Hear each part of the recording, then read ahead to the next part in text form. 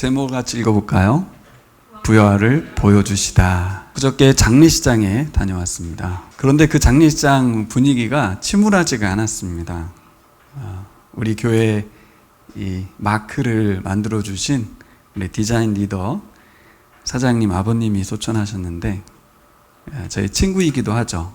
우리 아내분은 권사님께서 이제 장례 가운데서 저와 함께 대화를 할 때 이런 말씀을 하더라고요.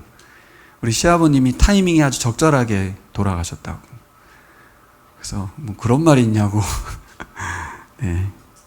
왜냐하면 생전에 치매로 고생도 하셨고 2주 전에 이렇게 넘어지셔서 다치셔가지고 요양병원에 입원하셔서 고생하셨다고 합니다.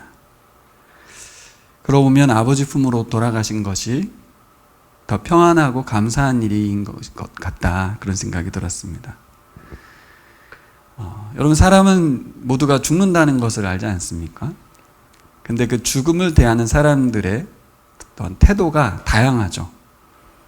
근데 이 권사님 가정처럼 이 죽음에 대해서 평안하게 소망 가운데 장례를 치르는 이런 일이 너무 감사한 것 같습니다. 우리 박사님도 장례 현장을 계속 가실 텐데 장례하는 곳곳마다 분위기가 다를 것이고 사람들의 그 죽음을 대하는 태도가 다를 텐데 믿는 가정이라 하더라도 막 처절하게 우는 분도 분명히 계시겠죠. 하지만 이렇게 이 권사님 가정처럼 평온하고 조용하고 뭔가 이게 초상집인가? 그렇다고 떠들썩한 집은 아니지만 이 평안한 이 분위기는 뭔가 싶습니다. 대화하면서 느껴지는 거는 어떻게 이 죽음 앞에서 다들 이렇게 평안할 수 있는가라는 것이죠. 이분들은 지금 어떤 생각을 갖고 있었냐면 장례 치를 마음보다 장례 치르고 나서 부활절 예배 드릴 거에 대한 소망이 더 많았어요. 칸타타를 해야 되는데 아버님이 딱 맞춰서 돌아가셨다고. 뭐 칸타타가 그렇게 중요한가 싶지만 믿지 않는 사람들 생각하면 지금 아버지 죽었는데 지금 예배가 중요해? 칸타타가 중요해? 이럴 수 있겠지만 믿음이 있다는 것은 무엇을 말하는 것일까 싶은 것이죠. 아버님이 더 좋은 곳에서 하나님 아버지 품에 안겼다는 그저 확신이 있는 것이고 우리가 부활의 예배에 참여해서 하나님을 예배할 수 있다는 그 기쁨도 있는 것 같습니다. 이렇게 사람이 죽음 앞에서도 의연할 수 있고 평안함을 가질 수 있는 것은 부활이 아니면 불가능하다고 저는 믿습니다. 사람들은 그리스도인들이 부활을 자신들의 어떤 기대감을 가지고 만들어낸 비화라고 보는 분도 많죠. 하지만 역사 이래로 2000년 동안 계속해서 부활은 사실이다라는 증명을 여러 책들로 글들로 해왔습니다. 그렇다 하더라도 우리 그리스도인들조차도 부활은 뭐 믿기도 어렵고 또 그것을 확인하기도 쉽지는 않습니다. 예수님의 십자가에 대해서 의문을 제기하는 사람은 한 명도 없습니다. 근데 놀랍게도 부활에 대해서는 그렇게 믿기도 어렵고 확인하기도 어렵습니다. 어쨌든 우리는 부활을 믿고 있고 소망하고 있는 사람들인 줄 믿습니다. 근데 이제 부활이 미래의 소망만이냐라는 거죠. 그렇지 않고 현재적인 우리 삶의 이유가 되기도 한다는 것을 오늘 말씀드리고 싶어요. 우리 인생 중에 겪게 될 여러 가지 힘들고 어려운 일, 그런 상황 속에서도 우리가 힘을 내는 이유도 부활에 있다는 것을, 나중에 죽고 부활할 거에 대한 소망만 있는 게 아니라 우리가 힘든 상황 가운데서도 힘을 내는 이유는 부활에 있기 때문에 그렇습니다. 예수님이 가져오신 부활이 우리에게도 이 현재적으로도 소망으로 다가오기를 바랍니다. 그래서 부활이 예수님만의 이야기도 아니고 또 우리의 미래 이야기만도 아니고 오늘 우리의 이야기도 될 수 있다는 것이 부활이 가지고 있는 특징입니다. 아주 특별함입니다. 여러분에게도 그렇게 되기를 소망합니다. 혹시 여러분들 얼굴은 지금 웃고 있고 괜찮은 척하고는 있는데 제가 알지 못하는 힘든 마음이 있거나 어려움이 있거나 뭔가 모를 미래에 대한 불안감이 있거나 염려가 있다면 또 답답함이 있다면 이 부활이 우리에게 이 모든 것을 해결해 줄 수 있는 줄 믿습니다. 어떻게 해요? 오늘 주님께서 들려주시는 이 엠마오로 내려가는 두 제자 이야기를 들어보라는 것이죠. 이 이야기가 왜 기록되었을까? 마태, 마가, 누가, 요한 사복음서가 있는데 누가복음에만 기록되어 있는 이 이야기, 그리고 대부분의 부활 이야기는 제자들과 관련된 이야기인데 12제자가 아닌 다른 사람과 관련된 유일한 이야기, 이 부활 이야기를 특별히 글로바라고 하는 한 사람의 이름이 등장하는데 누가가 왜 이 이름을 기록했겠습니까? 이게 허구가 아니라는 말입니다. 그 글로바라는 사람을 통해서 전해 들은 이야기라는 걸 쓴 것이죠. 이 기록이 왜 남겨졌을까 하는 것입니다. 바로 저는 이 누가복음의 엠마오로 가는 두 제자의 이야기는 결국 우리를 위한 이야기라는 거죠. 모든 인류를 위한 이야기라고 보기보다 믿는 우리들을 위한 이야기입니다.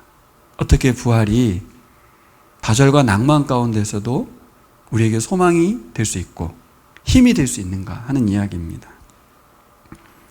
어떻게 소망이 될 수 있습니까? 오늘 제목에 있는 것처럼 부활의 예수님께서 찾아오셔서 부활을 보여주셨습니다. 여러분, 우리가 부활을 확인하기 어렵다고 그랬잖아요. 제가 믿기 어렵다고 했잖아요. 그래서 어떻게 했냐면 예수님이 찾아와서 부활을 보여주셨어요. 저는 엠마오 마을로 가는 이야기는 부활을 보여주신 사건이구나라는 걸 알았어요. 제가 설교를 준비하면서 작년에 제가 무슨 설교를 했나 이렇게 한번 이렇게 살펴봤는데 기억은 안 나시죠? 저도 안 납니다. 찾아봤는데 부활은 조용했다. 작년에 설교가 그거였습니다. 신기하게도 십자가 이야기는 굉장히 떠들썩하고 모두가 알았는데 오히려 부활이 더 떠들썩하고 시끄러울 것 같은데 부활은 굉장히 조용했습니다.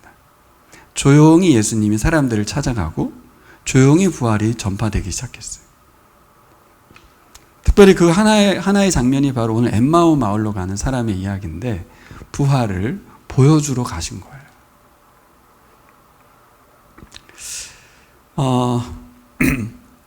문제는 분명히 부활을 보여주셨는데 이 사람들이 부활을 보지 못한다는 거예요.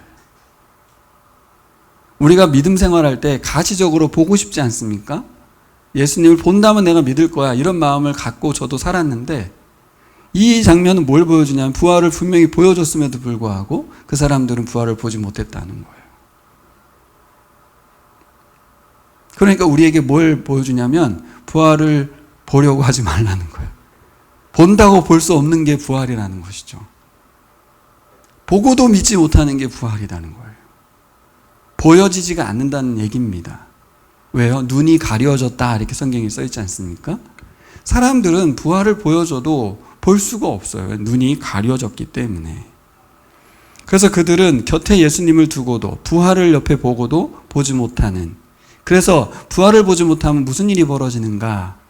우리가 이 시대에도 부활을 보지 못하면 어떤 상황이 펼쳐지는가? 어떤 사람으로 살아가는가? 첫 번째는 낙향을 하죠. 낙향.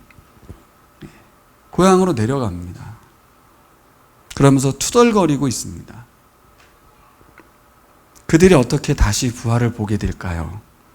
우리는 어떻게 다시 부활을 볼 수 있을까요? 어두운 터널을 지나가는 것 같고 환난과 어려움과 인생의 고난은 계속 올 텐데 그 속에서 우리는 어떻게 승리하고 인내할 수 있을까요? 부활로 가능한데 어떻게 그 상황 속에서 부활을 볼 수 있냐고요. 그 낭망하고 좌절하고 낙향하고 있는 그 사람에게 부활을 보여줬지만 보지 못하고 계속 낙향하고 계속 가던 대로 가고 계속 투덜거리고 계속 괴로워하고 있었거든요. 여러분, 부활을 보지 못하면 우리는 낙향합니다. 계속 내려갑니다. 어디로 갑니까? 세상으로 가요. 어디로 갑니까? 죽음을 향해서 가는 거예요. 신기하게도 부활을 보지 못하는 사람은 믿는 자라 할지라도 예수의 제자라 할지라도 낙향한다는 거예요. 오늘 찾아온 이 두 사람은 예수님 제자 아닙니까? 그렇게 예수님을 소망하고 갈망하고 예수님과 함께 했던 분 아닙니까? 그들 다시 회복시키러 주님이 찾아오신 줄 믿습니다. 부활을 보지 못하는 사람들은 어떤 상황이 펼쳐집니까? 절망스러운 현실이 계속됩니다. 예수님 제자가 되어 따라오던 그 엠마오 출신 두 제자, 침통한 표정을 지으며 걸어가고 있습니다. 함께하던 형제들을 뒤로하고 고향으로 발길을 돌렸습니다. 그들은 예수님이 약속된 메시아이기를 바랬습니다. 자신들의 구원자이기를 그토록 바랬습니다. 근데 예수님은 세상 사람들이 지켜보는 가운데서 이 무슨 말이에요? 부인할 수 없을 정도로 예수님은 죽어버렸어요. 아주 끔찍한 모습으로 처형됐습니다. 그래서 이 사람들은 더 이상 예루살렘에 있어야 될 이유를 찾지 못한 거예요. 여기 남아있을 이유가 없는 거예요. 그러니까 고향으로 가는 겁니다. 기대가 컸던 만큼 절망감, 상실감이 아주 크고 강하게 다가왔습니다. 이들이 예수께 걸었던 기대와 소망은 단순히 개인적인 것이 아니었어요. 왜냐하면 예수님이 살아있을 동안에 보여주셨거든요. 그리고 하나님 나라를 선포하셨거든요. 그래서 보기도 했어요. 하나님 나라가 시작됐구나. 예수가 오므로 해서 이게 우리가 얘기했던 약속이 성취되는구나. 개인의 소망이 아니었어요. 이스라엘 전체의 열망이었습니다. 그렇게 모두가 열망하는 존재였는데, 진짜 여러분 사막 가보셨습니까? 신기루가 생긴다는 거 아니에요.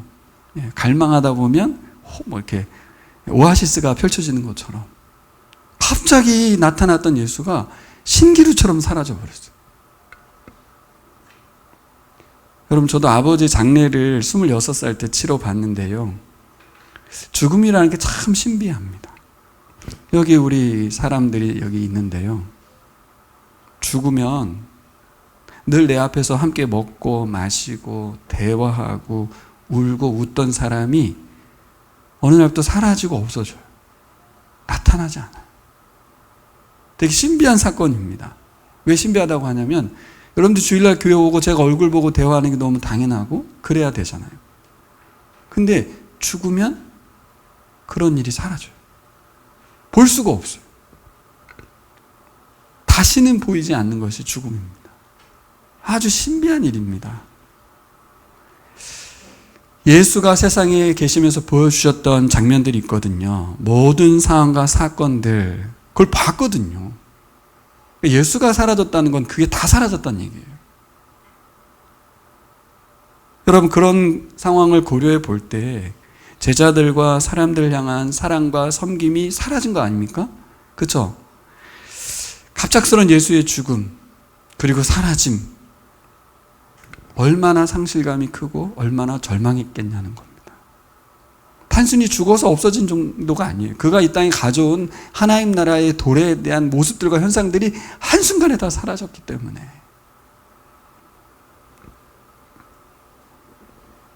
그리고 예수님을 볼 때 그렇게 능력 많고 멋졌던 예수님이 어떻게 저렇게 아무런 저항도 없이 무기력하게 십자가에서 매달려 죽어버리는가 하는 겁니다. 살아있는 동안 그가 보여줬던 놀라운 능력과 신비로운 것들은 다 어디 가고, 예수님이 너무 이해할 수 없을 정도로 무기력하게 그냥 죽고 끝났어요.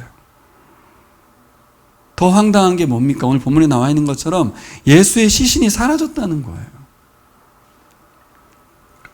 그러면서 무덤에 갔던 여인들이 천사가 나타나서 예수가 살아계시다, 다른 말로 하면 부활했다라고 말한다는 겁니다. 그러니까 이들은 그 소식을 듣고 어떤 마음이 들었겠어요? 너무 간절히 예수가 살기를 바라니까 망상을 보고 환상을 봤다고 판단한 겁니다. 환상이지, 환상. 얼마나 예수님이 다시 나타나길 바라면 헛것을 본 거다라고 본 것이죠. 그래서 이 두 사람은 부활이라고 하는 말에 대해서 생각도 못했습니다. 받아들일 마음이 아예 없었어요.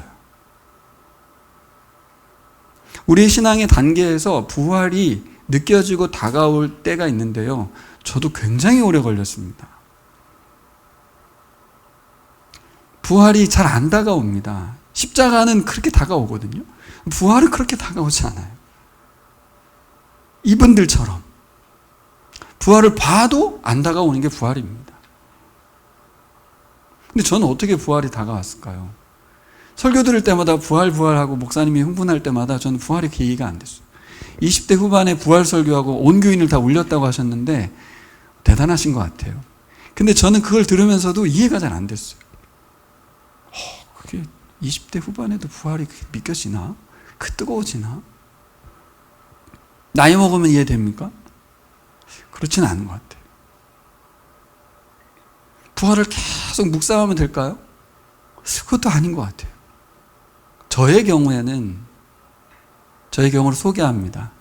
부활이 어떻게 다가오고 믿어지고 지금도 실제가 되었을까? 부활을 자꾸 말하고 설명하고 선포했기 때문이더라고요. 복음을 전하면서 그것을 해보니까 부활이 자꾸 다가오는 거예요. 결국 자꾸 설명하고 표현하고 소개하지 않으면 부활은 1년에 한 번 정도 언급되는 절기에 말하는 단어가 됩니다. 목사님은 저렇게 흥분하나 우리는 부활이 별로 다가오지 않는. 그래서 계속 예수님 고난만 생각하는 거예요. 오히려 부활이 더 중요한데, 죽고 끝난 게 아니고 다시 살아났다는 이야기가 더 중요한데도 불구하고 이론적으로 나는데 다가오지 않는 이 부활. 저는 여러분들에게 추천하고 싶습니다. 부활을 보여줘도 볼 수가 없는 우리들이 언제 부활이 보일까요? 부활을 자꾸 소개하고 말하고 설명해주고 알려주셔야 합니다. 이게 복음이거든요. 그래서 성찬식 할 때마다 부활을 선포하겠습니다. 예수 그리스도의 죽음과 부활을 선포하겠습니다. 이렇게 말했거든요. 근데 제가 엊그저께 부활을 선포하겠습니다 말하면서 우리가 이렇게 고백하는 대로 실제로 일상에서 그게 되나? 하나? 네. 여러분, 우리가 복음을 전해서 전도하기 위해서 복음을 전하는 게 아니라 부활을 자꾸 말해야 하고 싶어서 전해야 될 줄 믿습니다. 그래서 저에게도 기도 제목입니다. 요즘 보라를 하지 않고 있어서 부활 설명할 일이 별로 없는데 부활을 자꾸 말하고 싶다. 그래서 더 부활에 대해서 알고 싶고 또 깨닫고 싶다. 여러분, 제자들은 부활이라는 말에 대해서 생각도 못했고 받아들일 마음이 없었던 것이 우리 그리스도인도 현재 우리들에게도 동일할 수 있어요. 과연 이분들처럼 인생 중에 만나는 고난과 어려움과 역경과 좌절과 낭망의 상황 속에서 부활을 믿고 있다는 우리가 힘을 낼 수 있어야 될 텐데 과연 부활이 우리에게 힘이 되냐는 겁니다. 이미 여러 차례 부활을 예고했었습니다. 그렇죠. 예수님이 3번에 걸쳐서 얘기했습니다. 생전의 말씀과 전혀 연결이 안 됐어요. 전 이 원리가 우리하고 똑같다고 생각해요. 예수님 부활한 걸 우리가 모르나? 근데 좌절하고 낭망하는 상황 속에서 힘이 안 나. 부활과 연결이 안 되는 거죠. 부활이 우리에게 힘이 되지 못하는 겁니다. 왜 이들은 부활을 보았으면서도 보지 못하고 힘을 내지 못했을까요? 그것은 바로 이분들이 가지고 있는 것은 뭐냐면 부활이 전부였고, 그렇죠? 부활이 모든 것이어야 되는데 이들에게 부활이 보이지 않았던 건 뭐냐면 그들이 보는 게 전부였어요. 그리고 그들이 기대하는 것이 전부였어요. 내가 보는 것, 내게 보이는 것이 전부예요. 이게 무슨 말입니까? 우리는 우리의 눈을 믿고 있는데 우리가 보는 것이 전부가 아닙니다. 보이지 않는 것이 더 많아요.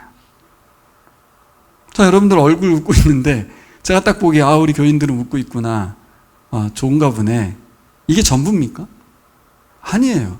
속마음을 누가 모르잖아요.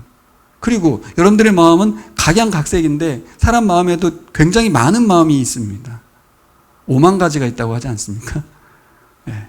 한 사람마다 5만 가지면 그 마음이 얼마나 많아요. 보이지 않는 것이 더 많아요. 근데 우리는 보이는 것에만 내 생각을 가두어 버립니다. 또 하나 기대하는 게 있어요. 오늘 기대하는 이야기를 하죠. 무슨 기대를 합니까? 우리는 이 사람이 이스라엘을 속량할 자라고 바랐노라. 이게 이들의 기대였습니다. 이 무슨 말이에요? 속량이라는 말은 노예를 값주고 산다라는 의미에서 그를 자유케 한다는 뜻이 있습니다. 그러니까 이 속량의 의미는 뭐예요? 이스라엘을 속량한다는 말은 뭐예요? 로마의 식민 통치 아래에서 로마 적국에서 고국 이스라엘을 구출해 주시기를 바랬다란 말입니다. 이 기대가 이들을 가렸어요. 어떻게 해요? 부활을 보지 못하게 했어요. 우리의 눈과 우리의 기대가 예수님의 부활을 보여주시는 그 부활을 보지 못하게 할 수 있다는 겁니다. 사람들의 이러한 기대가 보여주시는 예수님의 부활을 보지 못하고, 그렇죠? 우리의 기대가 물거품이 됐다 이렇게 생각해 버렸습니다. 근데 놀라운 게 있어요, 여러분. 예수님은 분명 성경 말씀대로 사람들을 속량하기 위해서, 구속하기 위해서 이 땅에 오셨다는 거예요. 그러니까 구약의 예언의 말씀을 그대로 바라보고는 있었거든요. 그 문자 그대로 기대했어요. 하지만 자신들의 기대였죠. 하나님의 기대는 어떤 기대였습니까? 이 구속의 기대가 이스라엘 나라를 회복시키는 게 아니고 뭐예요? 온 인류를 죄 가운데에서 속량하는 거였어요. 이게 이제 부딪히는 거죠. 우리가 왜 부활을 보지 못하는가? 부활이 우리에게 왜 힘이 되지 않는가? 이 고난과 어려움, 절망 속에서 우리는 부활이 왜 우리에게 힘이 되지 못하는가? 우리의 눈과 기대가 하나님의 기대와 다르기 때문이죠. 하나님이 갖고 계신 그 기대를 말씀 속에 넣어서 알려주었음에도 불구하고 그 말씀을 우리가 원하는 말씀으로 바꿔서 기대하고 있기 때문입니다. 예수님은 자신의 생명을 바쳐서 생명값으로 이 거대한 이 생명을, 존귀한 생명을 바치셔서 온 인류의 속량, 대속자로 죽으신 줄 믿습니다. 우리가 이것을 알고 있는데 당시에 그 사람들은 몰랐습니다. 그래서 15, 16절을 한번 볼까요? 15, 16절.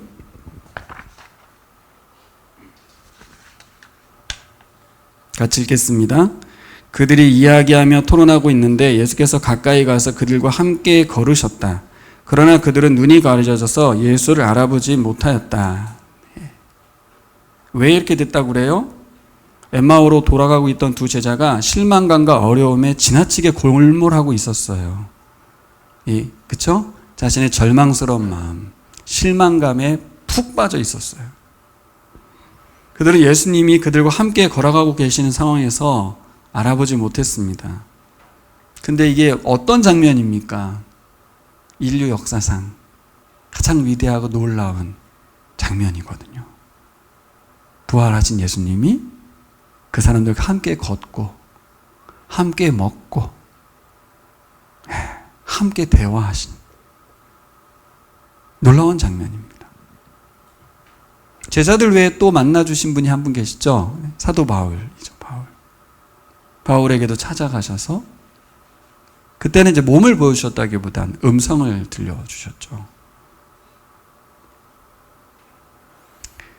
문제는 이렇게 보지 못하는 것만이 문제가 아니라 더 큰 문제는 뭐냐면 이들이 잘못된 방향으로 나아가고 있다는 거예요. 그들은 예루살렘 성도들 교제 가운데서 떠나가고 있었어요. 누가는 이것을 기록하고 싶었던 것 같습니다. 그럼 우리가 부서진 희망, 좌절된 계획, 그런 것에 마음이 사로잡힐 때 제일 먼저 나타나는 현상이 뭐냐? 성도들과의 교제를 통해 얻는 힘을 스스로 떠나가는 거예요. 별게 아닌 게 되어버리는 거죠. 교회를 이탈한다는 뜻입니다. 우리가 목장 모임에 참여하는 것, 주일 예배를 드리는 것,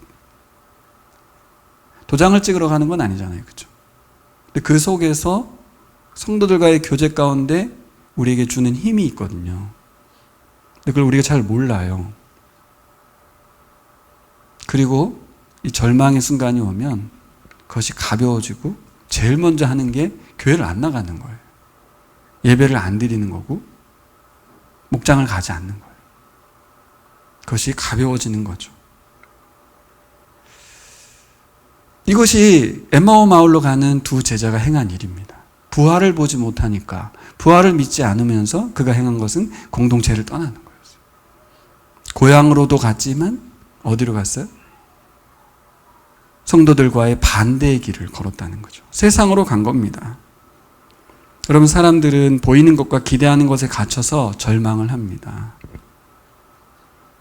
여러분, 아무것도 이해할 수 없고 옳고 그름이 뒤바뀐 그런 암울한 상황을 만날 때가 있지 않습니까? 그럴 때 우리는 어떻게 해야 됩니까? 인생 중에 이런 상황이 오는데 어떻게 해야 됩니까? 우리 그리스도인들에게 예수님이 알려주는 거예요. 인내해야 됩니다. 좀 참아야 돼요. 교회를 떠나면 안 됩니다. 방향을 바꾸지 않아야 돼요. 계속해서 주님을 향해서 걸어야 될 줄 믿습니다. 믿음의 길을 포기하지 않고 신실하게 걸어야 합니다. 그럴 이유가 여러분들이 분명히 있어야 되죠. 부활 때문에. 하나님께서 우리의 생각과 마음을 열어주실 것을 기다리셔야 돼요. 언젠가는 이 암울한 상황과 절망의 상황이 주님의 눈으로 새롭게 해석될 날이 올 것입니다. 지나고 나면 그렇지 않습니까? 아, 그때 그 일이 내게 이런 유익이 있었구나. 만일 나에게 그 고난과 절망의 순간이 없었다면 지금의 나는 없겠네. 이런 변화가 없겠대. 그런 뜻이잖아요. 결국 하나님께서는 우리의 눈을 열어서 보여주실 줄 믿습니다. 기다리셔야 돼요. 설교가 계속 안 들릴 수도 있죠. 그래서 다른 교회 가서 설교 들어야겠다. 그것보다는 기다려 보십시오. 눈이 열리고 귀가 열릴 수 있습니다. 목장 모임에 정말 가기 싫을 수도 있죠. 하지만 끊임없이 가보세요. 어느 날 눈이 열릴 수 있을 줄 믿습니다. 하나님이 그렇게 하셨습니다. 예수님이 찾아가셨잖아요. 눈을 열어주셨잖아요. 누구의 잘못이었어요? 이 어두운 상황과 절망의 상황이 누구의 문제였습니까? 그가 말씀을 오해한 거잖아요. 분명히 말씀해 주셨고 주님께서 그렇게 일을 이루셨음에도 불구하고 그것에 대한 감사와 성취에 대한 영광과 찬양이 아니라 절망으로 훅 빠져버렸거든요. 왜 말씀대로 안 됐냐고, 왜 말씀을 이루어주지 않았냐고 따졌던 거 아니겠습니까? 여러분, 제자들의 발걸음을 바꾸기 위해서 주님이 찾아오시는 줄 믿습니다.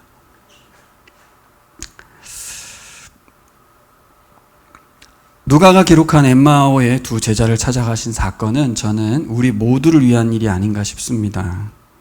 여러분, 살면서 절망하고 낙심할 이유가 우리에겐 분명하지 않습니까? 앞으로도 계속될 것입니다. 저도 50년 이제 살았는데 많았던 것 같습니다.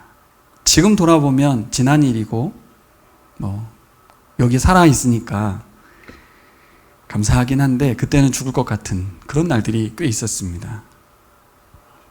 분명한 건 뭐냐면 이 살면서 절망하고 낙심할 이유가 분명한 우리들에게 예수님이 우리를 회복하시려고 찾아오신다는 거예요.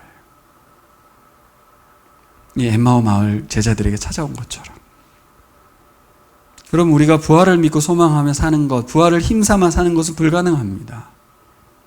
어떻게 돼요? 예수님이 와주셔야 돼요.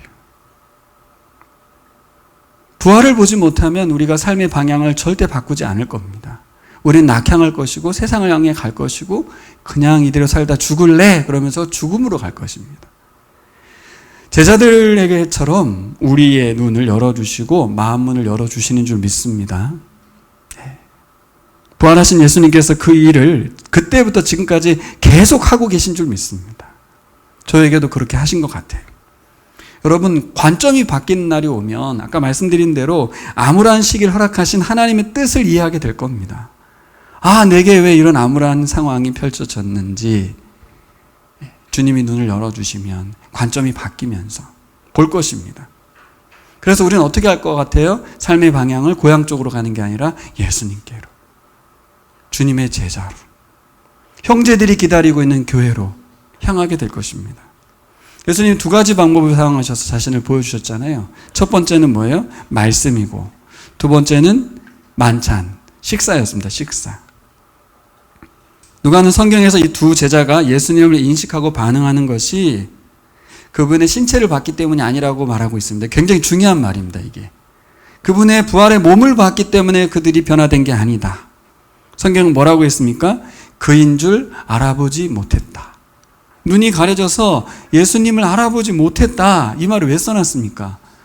예수님 부활의 몸 보고 이들이 변화된 게 절대 아니라는 거예요. 우리에게도 말하는 거예요.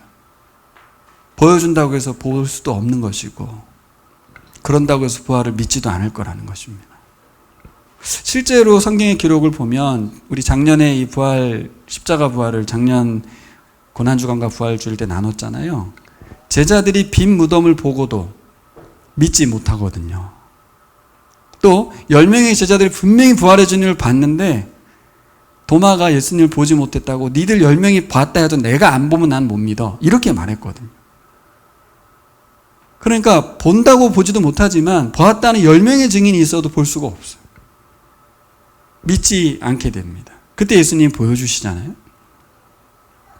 25절에서 27절까지 예수께서 어떻게 하십니까? 모세와 모든 선지자의 글로 시작해서 모든 성경에 쓴 바 자기에 관한 것을 자세히 설명해 줄 때 그때 알게 됩니다. 어떻게 알게 돼요? 말씀을 통해서 알게 돼요. 여기 설명하다라는 말은 원어적인 의미에서 해석하다라는 뜻입니다. 해석. 근데 절망 중에 성경 말씀을 펴서 읽고 묵상해보고 발버둥 치는 사람들이 있죠. 우리 그렇지 않습니까? 근데 상황과 환경에 압도돼서 말씀이 손에 잡히지도 않고 읽혀지지도 않잖아요. 그렇죠? 근데 무슨 성경 말씀을 잘 안 됩니다. 그래서 우리에게 오늘 본문은 뭘 알려주고 있냐면 예수님이 제자들에게 하신 일이 뭐냐면 찾아와서 나를 봐. 나 부활했다고.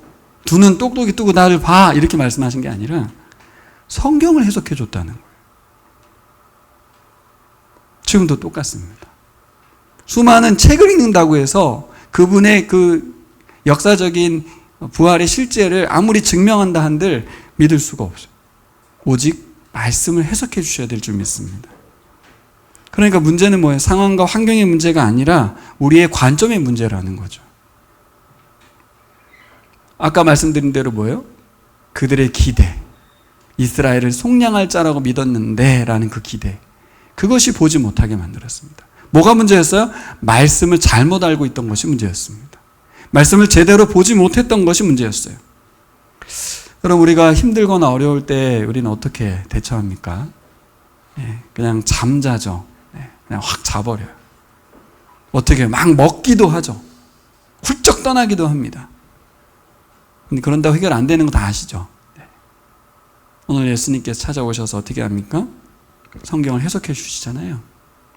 여러분 우리가 무턱대고 성경 읽지 말고 그 힘들 때만큼은 이렇게 예수님께 오늘 이 장면을 떠올리면서 해석해 달라고. 이 말씀의 의미를 주님께서 풀어달라고. 그렇게 기도해야 될 줄 믿습니다. 우리의 눈을 열고 이 말씀을 보는 눈을 열어달라고. 근데 이건 아닙니다. 자, 이 내 상황 속에서 어떤 말씀을 펴놓고 내 상황에 합당한 말씀을 보여주세요. 이건 아닙니다. 그럼 뭘까요? 어떤 말씀인들 주님이 살아계시다는 것이 느껴지면 게임 끝나는 거거든요. 말씀을 통해서 내게 들려진 은혜가 딱 일어나면 그날 모든 것은 상황이 바뀌거든요. 왜요? 주님이 살아계시구나. 그렇잖아요. 주님이 살아계시면 다 끝나는 거 아니에요. 지금 상황이. 인류가 가장 큰 어려움은 뭐예요? 죽음이거든요. 죽음. 예수가 부활했다는 것만으로 모든 것은 종료가 됩니다. 우리의 고난과 환난과 어려움과 역경이 다 의미가 없어져요. 어차피 이 세상 사는 사람 다 고난과 역경 속에 살거든요. 부활의 소망을 갖게 되면 평정됩니다. 결국 부활을 놓쳤기 때문에 힘들었던 것이죠. 25절을 같이 한번 읽어보겠습니다. 예수께서는 그들에게 말씀하셨다. 어리석은 사람들입니다. 예언자들이 말한 모든 것을 믿는 마음이 그렇게도 무디니 말입니다. 세 번역은 너무 유하게 번역을 했습니다. 같이 읽어봐요. 이르시되 미련하고 선지자들이 말한 모든 것을 마음에 더디 믿는 자들이여. 질책이 맞습니다. 그리고 뭐라고 하냐면 왜 이렇게 미련하냐 이렇게 말하는 겁니다. 그리고 선지자들이 말한 모든 것을 마음에 더디 믿는 자들이여 라고 했기 때문에 이 두 사람만 말한 게 아닙니다. 이스라엘 전체를 포괄적으로 말하고 있는 거예요. 왜냐하면 이 두 사람의 기대만이 아니었잖아요. 모두의 기대였거든요.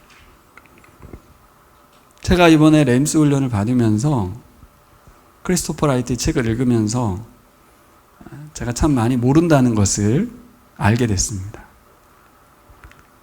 그러다 보니 예수님이 지적하신 이 말씀이 저에게 크게 다가옵니다. 예? 왜 이렇게 미련하냐? 구약 성경의 모든 말씀을 마음에 더디 믿는 자다라고 써 있어요. 제가 왜 램스 훈련 받으면서 회개했냐면, 지난번에도 말씀드렸지만 예수님 당시 제자들과 교회는 신약 성경을 갖고 있지 않았다는 거죠. 그들이 손에 들고 있었던 건 구약 성경이었거든요. 근데 사복음서를 봐도 그렇고 사도행전의 제자들도 그렇고 그분들이 설교할 때, 말씀할 때 항상 근거를 드는 구절들은 다 구약 성경 메시지들이었어요. 그리고 그 구약 성경을 예를 들어서 설명하고 있던 이 말씀들을 들은 교인들이 모두 선교적으로 살았습니다. 그동안 우리의 선교는 예수님이 마태복음 28장 18절에 20절, 사도행전 1장 8절 막 이런 구절들을 말했기 때문에 움직였다고 생각했어요. 근데 예수님이 뭐라고 했냐면 내가 분부한 모든 것을 가르쳐 지키게 하라고 그랬거든요. 내가 분부한 모든 것은 구약 성경을 말하고 있는 거예요. 그러니까 은근히 구약보다는 신약 성경의 내용만으로 충분하다는 생각이 있었고 구약 성경을 보려고도 안 했고 실제 큐티하면서도 가볍게 여기고 그리고 이스라엘 얘기고 율법이고 이렇게 생각했었습니다. 그러니까 성경 전체가 하나님이 주관하신 이야기로 보지 않은 거예요. 자꾸 명령에만 집착해서 가라는 데 막 반응하려고만 한 거예요. 가라니까 가야지. 근데 크리스토퍼 라이트는 여기서 뭘 지적하냐면 가기 전에 너가 누군지 하나님이 어떤 분이신지 왜 너를 부르셨는지 확인하고 가야지. 그게 다 어디 써 있습니까? 구약에 써 있거든요. 그걸 만난 제자들과 사도들이 교회가 세상으로 갔다는 거예요. 그럼 우리가 왜 선교하지 못하고 왜 세상으로 가지 못하는가? 거꾸로 말하면 성경을 모르기 때문이라는 거죠. 다른 말로 하면 구약 성경을 가벼이 여기고 있다는 거예요. 자꾸 구약과 신약을 나누려 하지 말아야 되는데 구약은 옛날 이야기, 신약만 있어도 된다고 생각하는. 그래서 우리는 어떻게 변질시켰냐? 복음을 축소시켰다는 거예요. 십자가와 부활로만, 집약된 복음만을 전하는 데 힘썼다는 거죠. 이렇게 하는 어폐는 뭐예요? 천국만 가면 되는 거예요. 예수님 믿는다고 고백해! 주라고 인정해! 그럼 천국 갈 수 있어. 그래서 어떤 교인들이 양선됐습니까? 전혀 선교하지 않는, 지만 천국 가면 되는, 우리 가족들이 구원만 받으면 되는, 우리 가족은 천국 가요 안 가요? 이거에만 관심이 있는, 하나님 나라의 풍성함, 그리고 그 자신의 정체성, 하나님과의 관계 이런 건 다 사라지고 오직 전 하라는 대로 했습니다. 선교 현장에 나가는 것도 뜨거움으로만 나가는 거예요. 얼마나 성경을 모릅니까? 얼마나 성경을 가벼이 대하고 성경을, 구약 성경을 아예 묻어둔 채로 살아갑니까? 이 구약학자인 크리스토퍼 라이트의 공헌을 다시 생각하게 됐어요. 저에게도 좀 새로운 눈이 열린 것 같아요. 마음이 바뀌니까 구약 성경을 큐티하고 묵상하고 바라보는 마음이 달라지더라고요. 그래서 우리 5월부터 묵상이 시편 119편이거든요. 119편이 엄청 긴 시잖아요. 크리스토퍼 라이트 책을 샀어요. 그러니까 글이 다 다르게 읽혀져요. 제가 크리스토퍼 라이트 책을 많이 읽었는데 잘 안 읽혀졌었거든요. 똑같아요. 예수님의 부활에 대한 부분이 열리고 나면 성경이 다 다르게 보여요. 결국 우리의 관점의 문제였지 말씀은 문제가 없었어요. 여러분, 엠마오 가는 두 제자들과 이스라엘 사람들이 구약 말씀과 예수님을 연결시키지 못했잖아요. 똑같아요. 우리도 동일하게 구약 말씀 내려놓고 신약 말씀 붙들고만 있는, 비슷한 겁니다. 26절에 뭐라고 되어 있습니까? 같이 읽겠습니다. 그리스도가 이런 고난을 받고 자기 영광에 들어가야 할 것이 아니냐 하시고. 자, 이 말씀을 풀어볼게요. 이 말씀이 구약 성경에 분명히 기록되어 있었는데, 그래서 예수님이 십자가에 죽은 것인데 그 말씀 믿지 않고 시행이 됐는데도 무슨 일이 벌어지고 있는지조차 알지 못했어요. 무슨 말이? 말씀이 성취됐다는 걸 몰랐다는 말이에요. 왜요? 그들의 영적인 눈이 닫혀 있어서 해석해내지 못했기 때문에. 십자가는요, 절망스럽고 고통스러운 현실이지만 그것은 말씀의 성취입니다. 그리고 십자가를 반드시 통과해야만 부활의 영광이 이루어집니다. 이것은 우리에게도 적용되는데요. 이 십자가와 부활의 원리를 우리도 수용하고 받아들이는 것, 그것이 인내고 믿음이고 진정한 제자입니다. 근데 사람들은 받아들이기 어렵죠. 십자가는 고난이고 죽음은 절망이기 때문에요. 성경은 분명히 우리는 십자가를 져야 하고 죽어야 된다고 말했거든요. 그러니까 부활이 없는 자에겐 이것이 고난이죠. 부활이 있는 사람들에겐 반드시 통과해야 될 것입니다. 그래서 사도행전에서는 사도들을 향하여 뭐라고? 우리가 반드시 환난을 통과해야만 한다. 어떻게 하려면? 하나님 나라에 들어가려면. 성경은 그것이 하나님 나라 원리고 반드시 통과해야 될 진리라고 말씀을 했습니다. 그러니까 여러분, 성경을 수용하지 못하면 그 은혜를 못 누리는 것입니다. 고난 가운데서 그냥 힘들고 어렵고 끝나는 거예요. 하지만 이 고난은 예수께서 걸으신 길이고 우리도 마땅히 걸어야 할 길이며, 이 고난의 끝에는 부활이 있으며 하나님의 은혜가 있음을 안다면 감사로 걷겠죠. 이것을 해석해 주려고 예수님이 찾아오신 줄 믿습니다. 우리들에게 그래서 찾아오시고 성령을 보내주셨어요. 성경을 통해서 알려주시는 거예요. 피하려고 하지 마.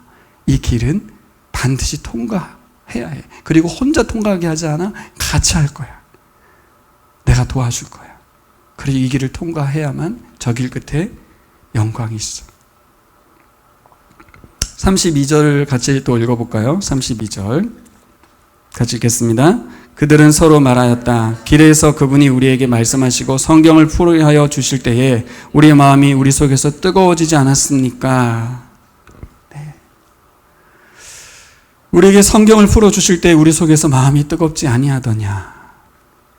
부활하신 예수님께서 오늘 이 시간 저와 여러분의 모든 일상 가운데 찾아와 주시는 줄 믿습니다. 여러분, 말씀이 깨달아지고 가슴이 뜨거워지고 눈물을 흘리게 되고 또 순종하게 되고 또 헌신하게 되는 이 모든 현상들이 바로 부활의 주님이 우리 곁에 계신 증거입니다. 그분이 우리와 함께하고 계시기 때문에 말씀을 들을 때 뜨거운 마음이 올라오는 겁니다. 제자들이 예수님의 신체를 보고 나서 그분을 알아본 게 아니라 구약성경에 기록된 말씀들을 듣고 해석해 줄 때 알게 되었다는 걸 꼭 기억하시기 바랍니다. 여러분, 저를 봐주세요. 오늘날의 예수님은 우리를 어떻게 자신을 보여주십니까? 네, 말씀을 해석해 주심으로 부활을 보여주시는 거예요. 우리는 책을 읽거나 영화를 볼 수도 있지만 말씀을 보면서 우리를 가슴 뜨겁게 해주시는 부활의 주님을 만나시고 보시기를 소망합니다. 오늘날 부활을 보는 것은 성경을 보는 겁니다. 그리고 말씀이 들리는 것입니다. 두 번째로 부활을 보여주셨던 건 뭐예요? 만찬이었습니다. 만찬을 통해서 예수님 알려주셨죠. 29절에 31절의 이야기입니다. 예수님의 섬김은 삭개오에게 그러셨던 것처럼 그들의 집에 들어가셔서 유하신 거죠. 선생으로서 말씀만 전하고 그냥 지나치지 않고 어떻게 했습니까? 그들의 삶의 자리에 들어갔어요. 여러분, 말씀을 통해서 부활의 주님을 알잖아요. 보잖아요. 그렇죠? 근데 결국 언제 눈이 띄어집니까? 예수님이 그 집에 들어가서 밥 먹을 때 눈이 떠져요. 누가복음에 계속 언급되는 것처럼 예수님은 계속 밥을 먹어요. 사람들하고.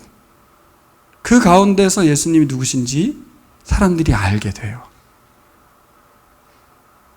무슨 말인지 좀 다가오시나요? 저를 보세요. 자, 우리가 생각하는 하나님이신 예수 그리스도는 우리하고 너무 먼 신비로운 영광스러운 존재인 줄 알았는데 그냥 사람이었어요. 밥을 먹는. 우리의 형제가 되었고 친구가 되었다는 말은 같이 밥을 먹었다는 이야기.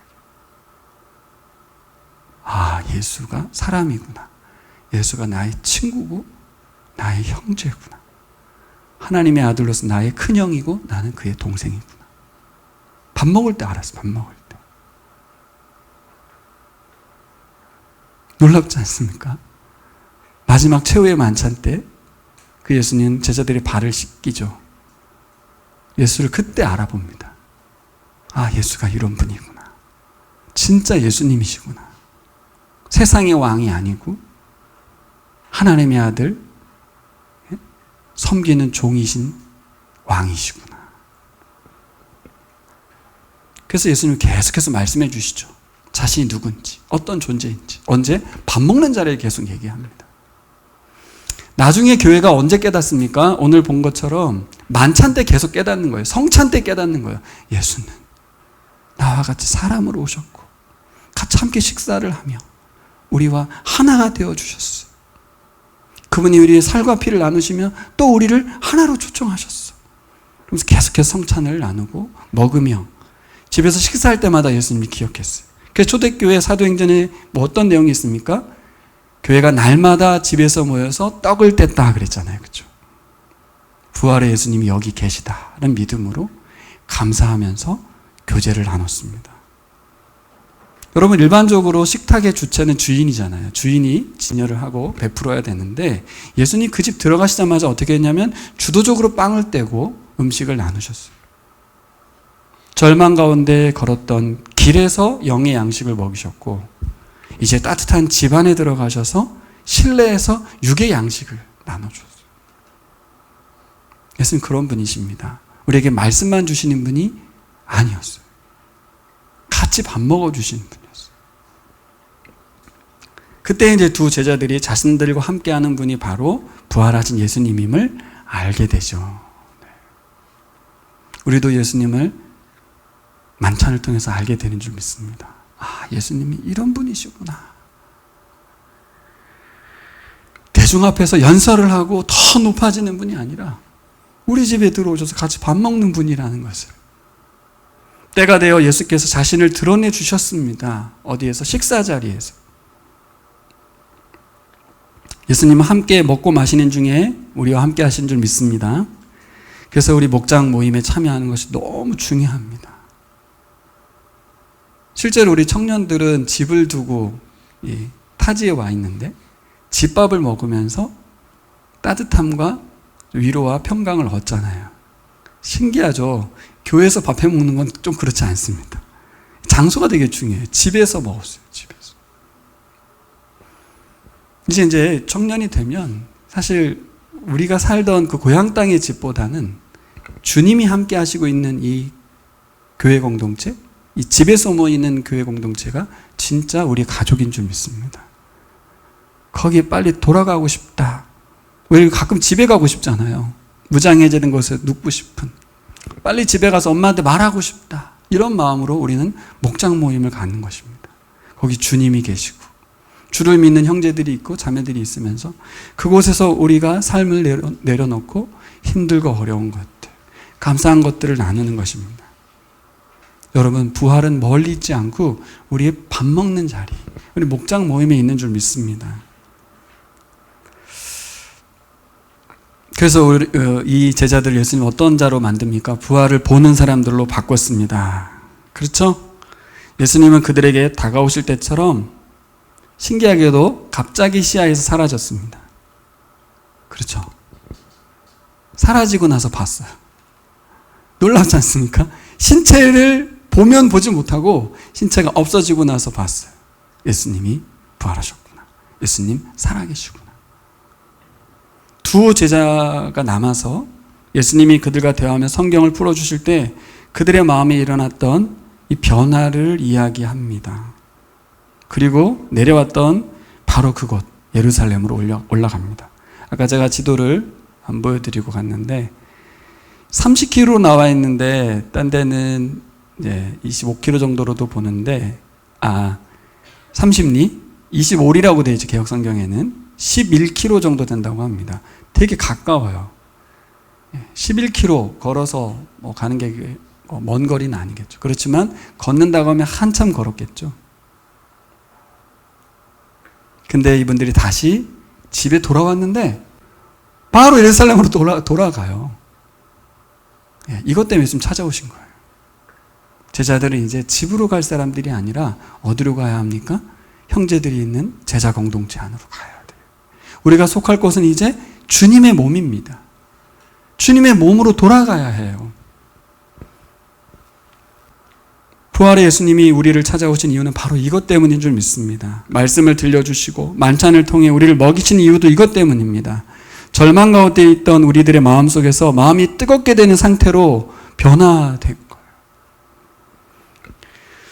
놀랍게도 부지 중에 내가 인지하지 못하는 중에 순간적으로 마음과 생각이 바뀐 거예요. 그렇잖아요? 시작할 땐 어땠습니까? 너무 절망스럽고 툴툴거리고 비관스럽고 괴롭고 진짜 모든 것을 잃어버렸어요. 왜요? 예수님은 없어지고 예수님이 3년 동안 보여줬던 모든 게 사라졌기 때문에. 근데 예수님 만나고 나서 밥을 먹는 중에 예수님 확인한 다음에 마음이 확 바뀌었어요. 낙향이 아니라 다시 예루살렘으로 올라갔어요. 교회로 나아가고. 갔더니 무슨 일이 벌어졌습니까? 이미 만난, 부활의 예수님 만난 제자들이 기다리고 있었고 자신들에게도 찾아온 이야기를 나누면서 얼마나 흥분되고 얼마나 기뻐했겠습니까? 예수님이 죽고 끝난 게 아니야. 부활하셨어. 저는 그것보다 더 흥분했던 거는 성경을 풀어주셨던 그 성경 말씀에 대한 뜨거움 때문이었을 거라고 생각해요. 모든 것이 새롭게 다 해석됐을 거 아니에요. 창세기부터 말라기까지. 전 말씀이 다 생동감 있게 유대인이니까 성경을 모를 리 없는 그들이 풀린 거죠, 성경이. 여러분, 말씀이 풀리면 그 사람을 종잡을 수가 없어요. 그들을 가둘 수가 없어요. 결국 말씀이 우리를 새롭게 빚어가시는 줄 믿습니다. 그들은 예수님이 성경 전반에 걸쳐 설명하고 가르쳐 주었을 때 평안과 엄청난 흥분을 경험했습니다. 그리고 말씀을 해석해 주는 분이 부활하신 예수님이라는 거. 이것도 우리가 좀 믿고 생각했으면 좋겠어요. 나에게 말씀을 깨닫게 해주시고 해석해 주시는 분은 예수의 영이다. 부활하신 예수님이 예수의 영, 성령님입니다. 그래서 이제 해석하게 되는 거죠. 자, 어떤 해석입니까? 예수님의 고난과 십자가 처형은 말씀의 성취였다. 나의 모든 상황과 환경과 어려움의 역경과 곤란과 환난은 반드시 통과해야 될 하나님의 뜻이다 라는 것을 알게 되는 거예요. 그게 만약 내가 뭔가 잘못해서 걷는 길이라 할지라도 나를 깨우치기 위해서 주시는 의로운 고난만이 아니어도 괜찮습니다. 지난주 헬리나 의원의 글 속에서 나왔죠. 돌아온 탕자가 돌아올 때 어떤 조건도 없었다는 거 아니겠습니까? 돌아올 마음이 순수하지 않았다는 거 아닙니까?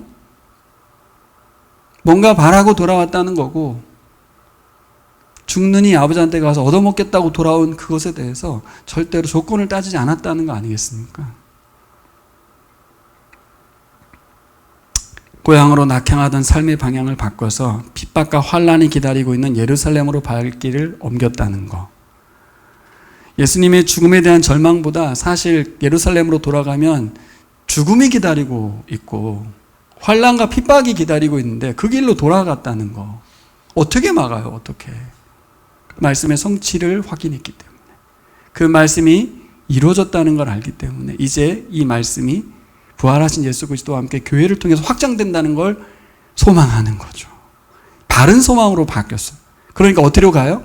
부활을 보니까 소망과 기대가 바뀌니까 어디로 가요? 환난 앞으로, 박해 앞으로, 고난 앞으로 갔습니다. 여러분, 인류 역사 가운데 부활의 주님을 만난 분들이 그렇게 선교의 현장으로 달려갔습니다. 그렇게 말씀과 성령의 인도함을 받은 제자들 통해서 우리는 지금 교회로 살아가는 줄 믿습니다. 기도하기 앞서서 말씀을 한번 정리해 보겠습니다. 여러분, 부활의 이야기를 2000년 전에 예수님 이야기로만 여기지 마시기 바랍니다. 그리고 우리가 죽으면 나중에 부활할 걸 믿는 것으로만 여기지 마시기 바랍니다. 엠마오 제자들에게 찾아오셔서 말씀하시고 함께 먹고 마신 것처럼 오늘 저와 우리 교우들의 삶의 현장에도 부활을 보며 살아가기를 소망합니다. 여러분, 삶 속에서 피할 수 없는 절망의 순간들이 오지 않습니까? 고난의 순간들도 올 건데 우리 예수님이 부활을 보여주심으로 성경을 통해서 우리의 관점을 바꿔주실 줄 믿습니다. 로마서 우리 12장 말씀만 볼까요? 여러분은 이 시대의 풍조를 본받지 말고 마음을 새롭게 함으로 변화를 받아서 하나님의 선하시고 기뻐하시고 완전하신 뜻이 무엇인지를 분별하도록 하십시오. 이 말씀이 저에게 마지막으로 다가왔어요. 우리는 우리의 기대와 소망이 어떻게 펼쳐지는가에 관심이 많지만 영적인 예배로 드려지는 사람들, 변화받은 사람들은 뭐에 관심이 있냐면 하나님의 선하시고 온전하신 기뻐하시는 뜻이 무엇일까를 분별하게 된다는 거죠. 계속 이것에 관심이 있는 거예요. 내 인생에서 우리 가족들이 내가 속한 공동체 가운데 하나님의 선하시고 기뻐하시고 온전하신 뜻은 무엇일까? 이게 변화된 부활을 보는 제자들의 모습이었습니다.